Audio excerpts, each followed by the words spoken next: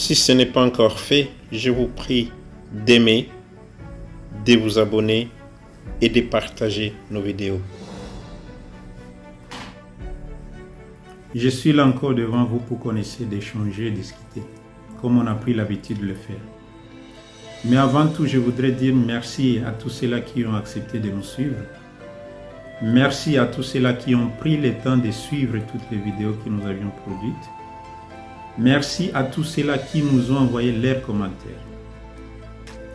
Il y a pas mal de vidéos que nous avions produites dans ces 2 jours. Et les 2 vidéos qui ont été les plus commentées, c'est la femme et le travail. Et l'autre vidéo, c'est la problématique homme-femme. Sincèrement, nous disons merci à tous ceux-là qui ont pris le temps de suivre de bout en bout ces vidéos et qui ont eu à sacrifier leur temps pour nous envoyer des commentaires. Certains ont voulu envoyer des commentaires en ligne, ils ont préféré envoyer des commentaires en ligne. Il y a d'autres qui ont préféré nous écrire. Tous ces commentaires, je ne vais pas vous les étaler ici pour des raisons de confidentialité, mais nous disons sincèrement merci à tous ceux-là qui ont fait ces gestes. Ça nous va droit au cœur parce que ça va nous permettre de faire mieux et ça nous aidera encore à travailler plus pour pouvoir produire quelque chose qui pourra vous être utile et accessible à tout le monde. Les 2 vidéos ont été les plus commentées et nous disons merci parce que nous avions tiré des leçons de tous vos commentaires. Il y avait des avis des hommes, il y avait aussi des avis de femmes que j'ai pu retenir. Certains hommes se disent qu'ils peuvent accepter que leurs femmes puissent travailler parce que ça rapporte quelque chose au ménage, ça rapporte quelque chose à la famille et ça renforce cette cohésion entre l'homme et la femme pour pouvoir émerger ensemble dans leur ménage. Mais il y a d'autres qui se disent qu'ils ne peuvent pas accepter que la femme travaille parce qu'une fois que cette femme travaille, c'est elle qui rapporte tout à la maison. L'homme se sent inutile et ce ne sera pas bon pour l'homme d'être dirigé ou guidé par la femme. Mais il y a d'autres qui disent qu'ils peuvent laisser un temps de travail à la femme, mais pourvu que tous les 2 soient en train de travailler.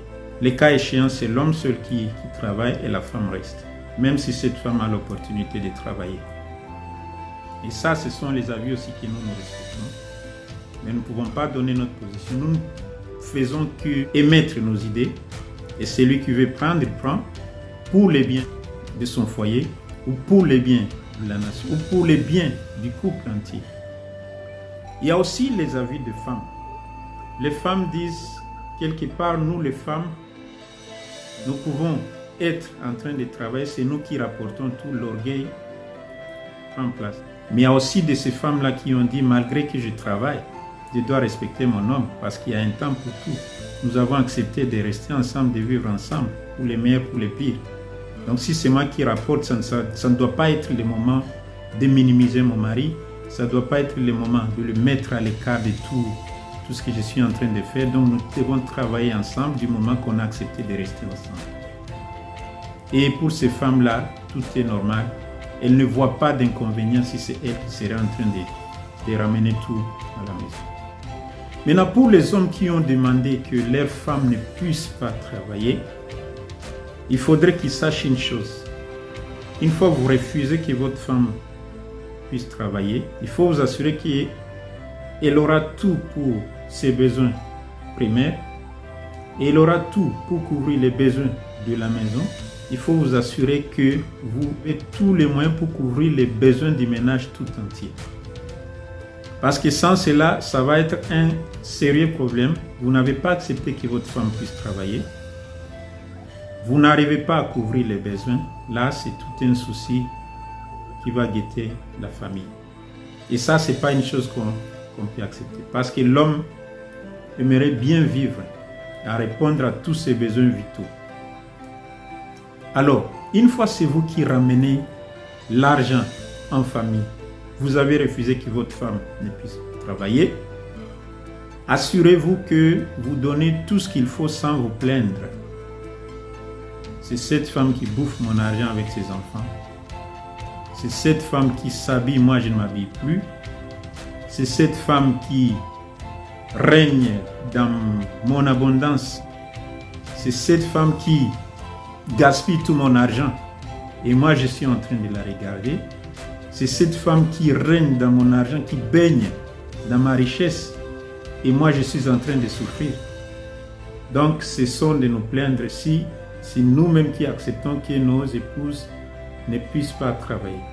Ce sont de nous plaindre si c'est nous-mêmes qui défendons à ces épouses d'aller travailler, d'aller chercher du travail. Ce sont de nous plaindre si c'est nous-mêmes qui avons barré la route à nos épouses pour qu'elles ne puissent pas travailler. Ça, il faut se le mettre dans la tête. Parce qu'une fois que vous acceptez de couvrir tous ces besoins, là vous êtes un homme. Mais dans un ménage, la complémentarité est plus que nécessaire. Cette complémentarité permet aux enfants de grandir et voir comment les parents sont en train de se compléter. Et eux-mêmes, ils vont tenir compte de ça même quand ils deviendront grands.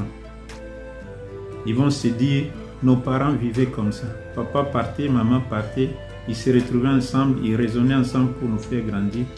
Et voilà là où nous sommes. Ça, ce sont des preuves d'amour aussi. Et ça, ce sont des moments précieux pour les enfants qui peuvent prendre comme conseil, comme exemple pour leur vie future. Évitons de nous mettre des bâtons dans les roues. Il y a d'autres messieurs qui disent la femme ne peut jamais faire ce que moi, homme, je fais parce qu'elle est femme. Là, je fais allusion à la vidéo la problématique homme-femme, dans laquelle j'avais parlé des hommes qui ignoraient quelque part les femmes, alors qu'il y a beaucoup de femmes qui avaient inventé des choses, des femmes qui ont excellé dans ce monde, mais on n'avait pas beaucoup parlé d'elles. Et ça continue à exister. Ça existe encore dans le mental des gens. Ça existe encore dans le vécu quotidien de certaines personnes. Mais l'idée, c'est quoi? C'est le changement. Et le changement étant un processus, il y a un moment où on refuse catégoriquement. Il y a un moment où on accepte certaines choses et pas d'autres. Il y a un autre moment où on accepte 70% de ce qu'on demande pour le changement. Il y a un certain moment où on accepte le 100% de ce qui est demandé pour le changement. Et par la suite, c'est l'acceptation du changement. Et vous vous appropriez de ce processus de changement et vous êtes prêt à vulgariser aussi ces changements. Et il y a un adage qui dit ceci: comment pourrais-je changer les autres si moi-même je ne change pas? Donc pour qu'il y ait un changement, pour que vous ameniez un changement dans la vie de quelqu'un, il faut que vous-même vous soyez prêt à changer. Pour apporter du changement dans la vie de quelqu'un d'autre, il faut qu'on voie un changement en vous. Et ça, c'est une situation que je voudrais partager avec vous. C'est une question qui ronge le monde et personne ne veut en parler tout haut, alors que tout le monde en pense tout bas. Nous préférons discuter de ces choses à haute voix et on raisonne à haute voix pour voir si ça pourra apporter un changement dans nos vies. Parce qu'il y a pas mal de couples, il y a pas mal de familles qui se divisent à cause de cette problématique. Homme-femme, la femme ne doit pas travailler, c'est moi qui dois toujours apporter quelque chose pour subvenir aux besoins du ménage. Et quand c'est vous qui apportez tout, vous devenez plaintif et ça crée une psychose dans la vie de votre femme. Ça crée une résistance dans sa vie. La finalité, c'est quoi? C'est la dislocation. La finalité, c'est quoi? C'est la division entre deux personnes qui s'aimaient. Donc ça, ce sont des idées que je voudrais encore repartager avec vous. Je ne suis pas conseiller matrimonial, mais je suis juste en train de mettre les idées pour que ça puisse aider quelqu'un qui est en train de me suivre, pour que ça puisse changer les idées de quelqu'un qui est en train de me suivre. Parce que nous devons changer pour faire changer les autres. Et ce changement-là devrait être positif. Pas pour nuire, mais pour faire du bien. Merci de m'avoir écouté, merci de m'avoir suivi.